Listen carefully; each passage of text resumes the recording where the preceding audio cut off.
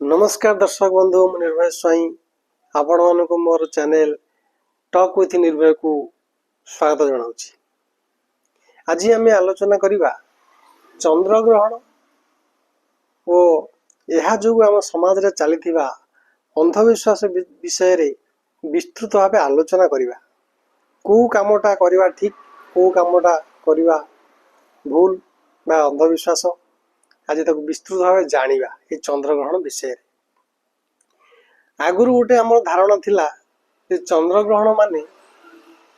चंद्र को राहु नामक राक्षस ग्रास कर चंद्रग्रहण होता जहाँ जो आम भावुलु आम ज्योतिर्विद मैंने कहते जे जेहेतु गोटे आमर चंद्रदेव को एक राहु राक्षस ग्रास करी आमर देवनीति बंद रहे, रोषेईबास बंद रहे, हांडी छाड़ हुए और जिते मुख्य हुए ग्रहण छाड़े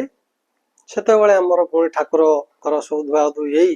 ठाकुर पूजा हुए हांडी पानी सब धुआ धुई होकर पुणी नुआ कर रोषेईबास ही आम खाऊ। गला चंद्र ग्रहण रे तीनटा अपराह्न 3टारे चंद्र ग्रहण होता कि आमर हांडी छाड़ बा खाया पीया बंद होता केटा सकाल 9 रु खाया बंद हो ठाकुर पूजा बंद आउ जिते मुख्य है बा चंद्र ग्रहण छाड़ा हम संध्या 7टा पाखापाखि आम सब पुणी गाधा गाधी कलु घर पर सब धुआ धुई है ठाकुर घर धुआ धुई है ठाकुर पूजा है नीति नुआ करी है और तापर रोषेईबास है खाइलु। मो जो कह कथा एथरे किसी अंधविश्वास अच्छी ना ये सत माने यहाँ प्रकृत में किसी लॉजिकल थिंग आम कर कथा। आगुरी जो थिला राहु ग्रास कर चंद्र को से गोटे भावना थिला चंद्रदेव को जेहेतु राहु नामक राक्षस ग्रास करुच्चे आम सब बंद करूँ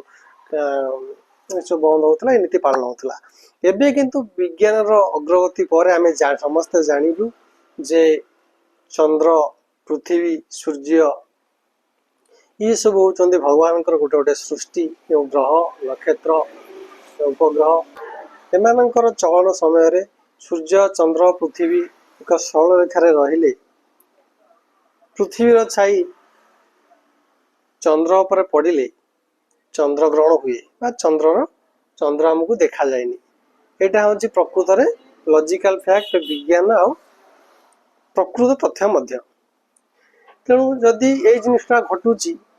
तेबे आमर ये सब जिन कर किसी आवश्यकता ना कारण तार किसी भी प्रभाव गोटे छाईटा जिते चंद्र उपर पड़ू पृथ्वी छाईटा यार किसी भी इफेक्ट पृथ्वी पर पड़ोनी